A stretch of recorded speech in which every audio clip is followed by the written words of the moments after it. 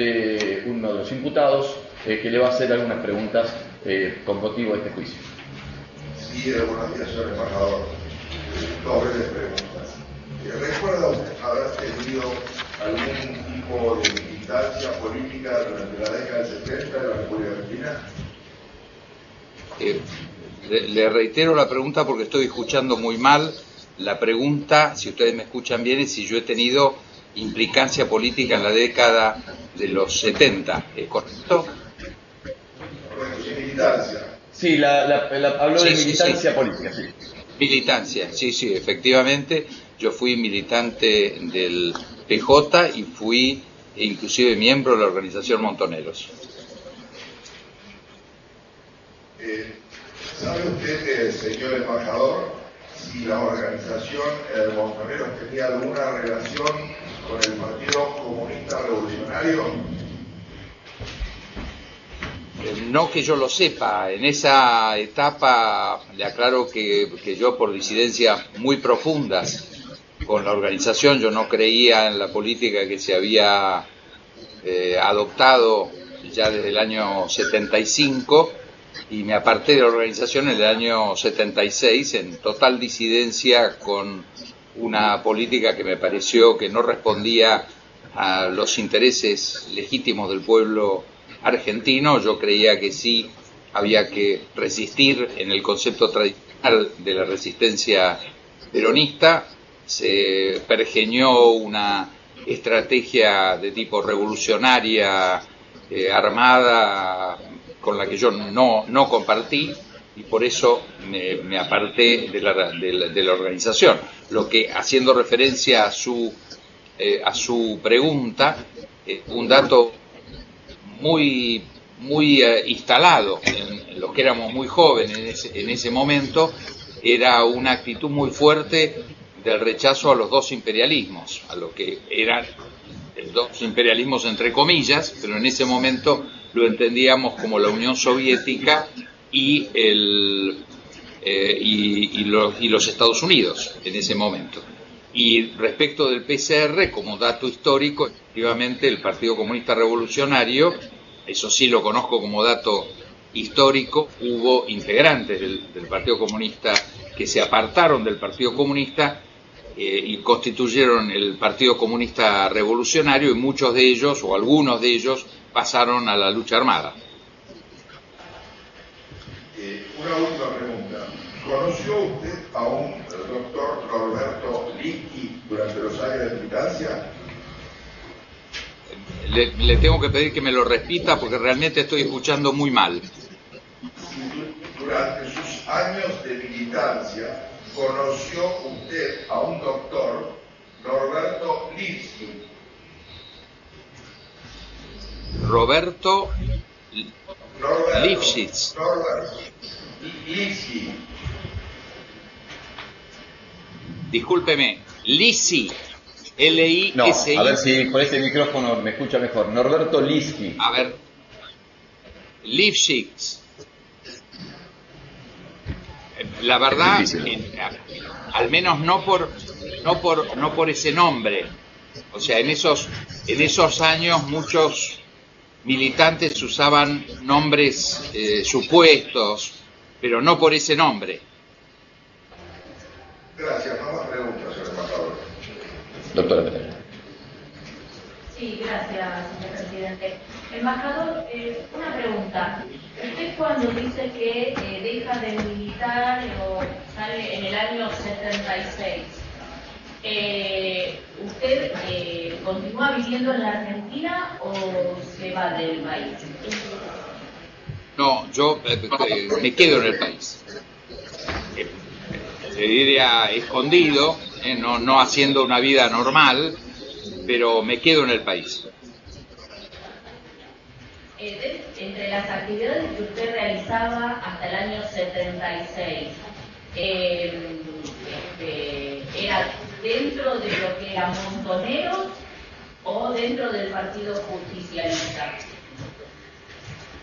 No, yo había tenido militancia en el PJ del Partido Justicialista. Ya en el 76 dejo todo contacto con con la organización Montoneros en disidencia con la estrategia que se había fijado.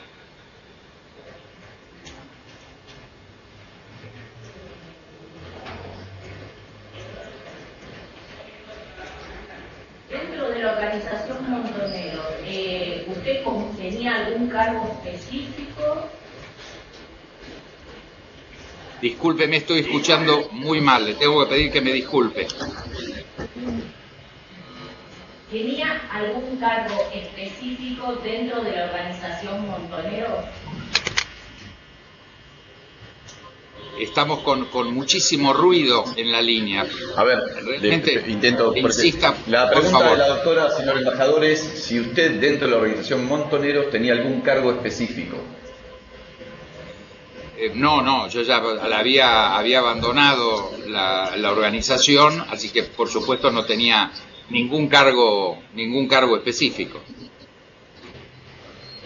Le aclaro Sí, para darle más detalles.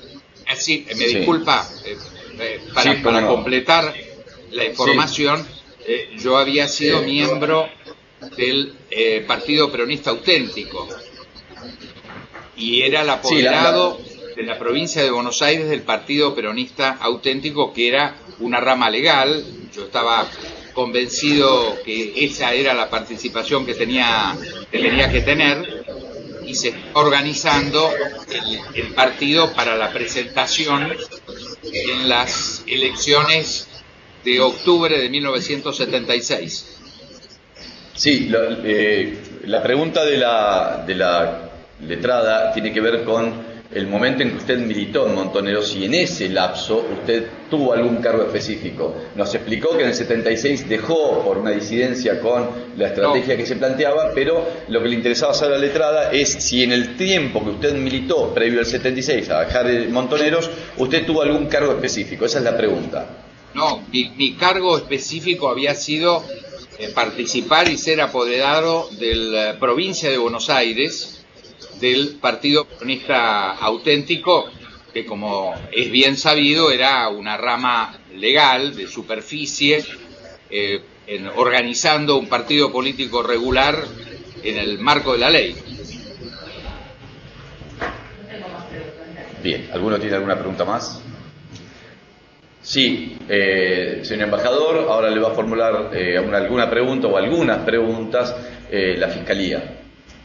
Tiene la palabra el doctor Ramírez. Buenos días, señor Velar, ¿me escucha?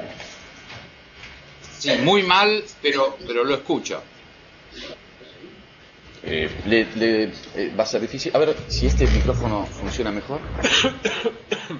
Si no tiene problema, lo vamos... No, ahora no lo estoy escuchando en lo más mínimo, directamente. Discúlpeme, pero realmente... Estaba hablando. ¿Ahí me escucha bien? A ver, si me puede repetir la pregunta. No, le preguntaba simplemente si me escuchaba bien. De presidencia. Realmente hay más ruido que no le... Tengo muy mala imagen ahora, prácticamente ha desaparecido inclusive la imagen y la voz no. Discúlpeme que le tenga que insistir en que me repita por favor la pregunta.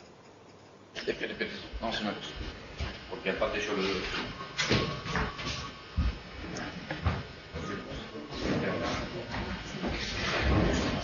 ¿Ahí me escucha bien, doctor?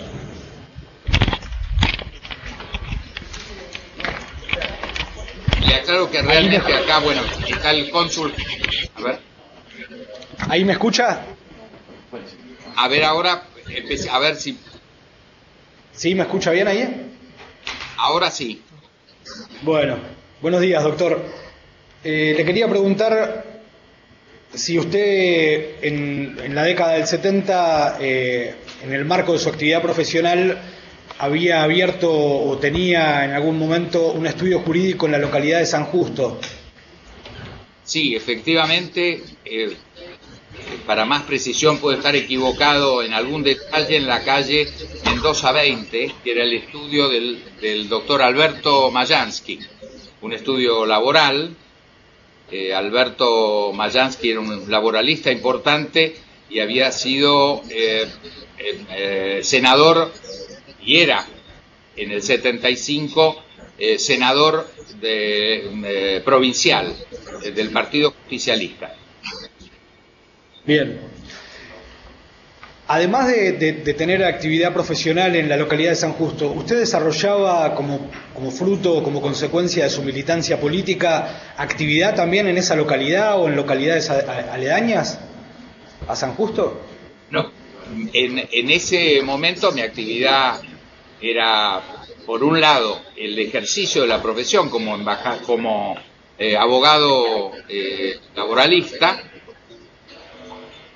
y participaba en la organización de lo que era en ese momento el Partido Peronista Auténtico, que hacía toda una campaña de afiliación, de organización como partido. Bien. ¿Recuerda algunos compañeros de militancia en aquel momento que estuvieran abocados a esta tarea de constituir el Partido Peronista Auténtico? Sí, un compañero para mí muy querido como persona fue Jorge Lizazo, un hijo y hermano de una familia peronista de mucha historia, y que realmente era un compañero muy querido y que desgraciadamente fue asesinado. ¿Recuerda a otros compañeros? Sí, a muchos de ellos les tengo que pedir que tenga alguna benevolencia con mi memoria. Estamos hablando de algo que ocurrió hace muchísimos años.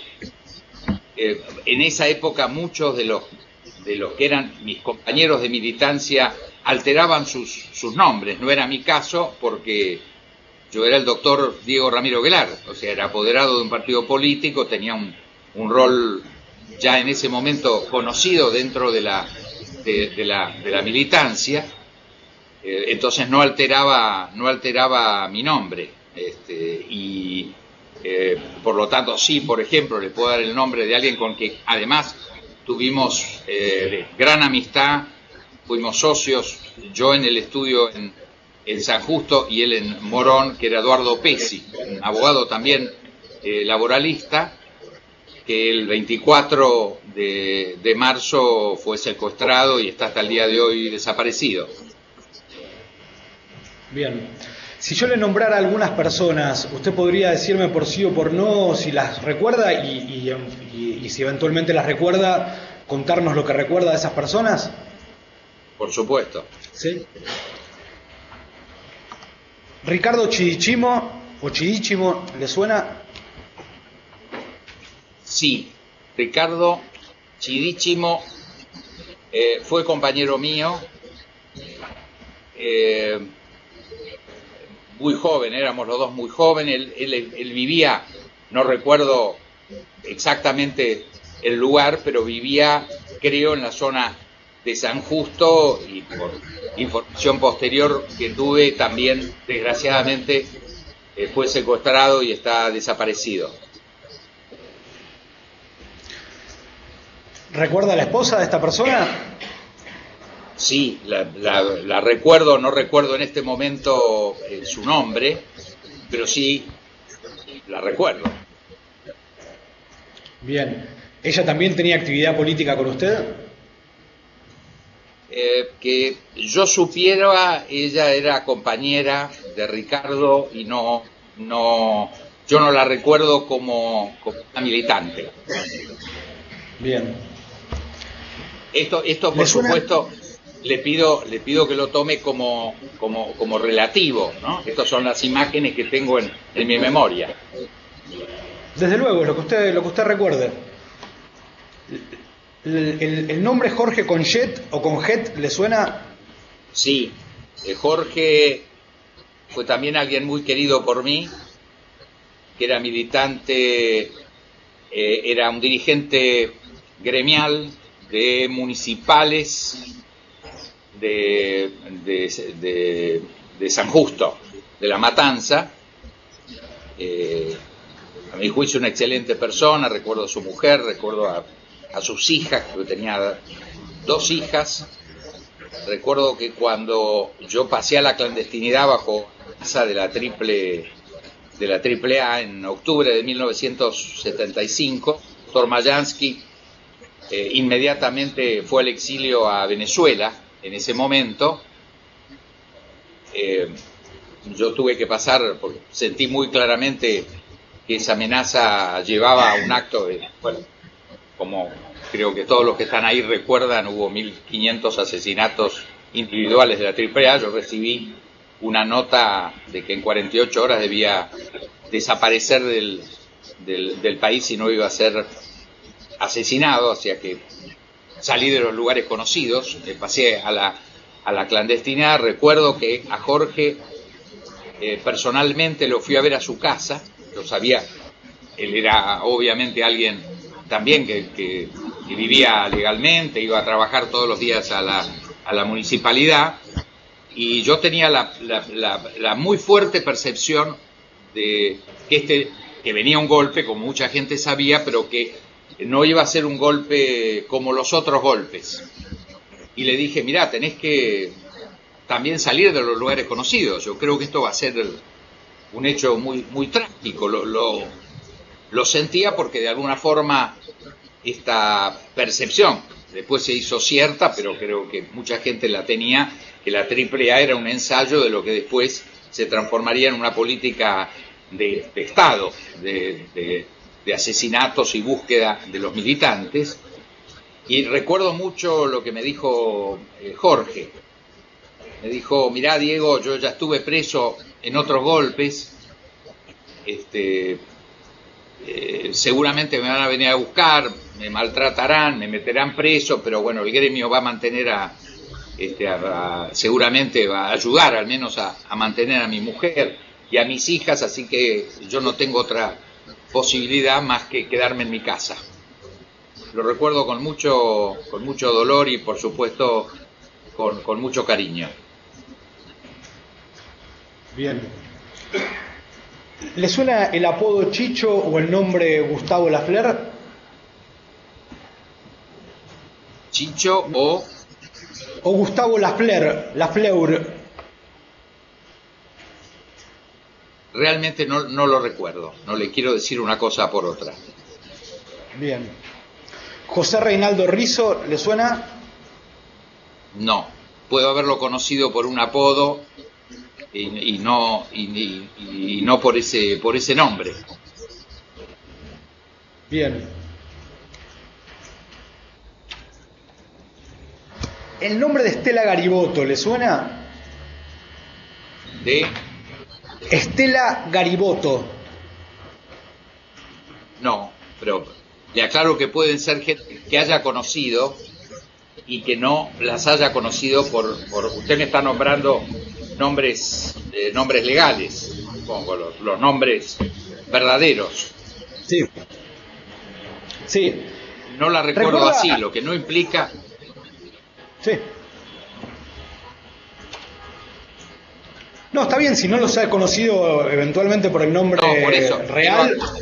Imagino que en aquella época se utilizaban seudónimos en la militancia. Seudónimos, exacto.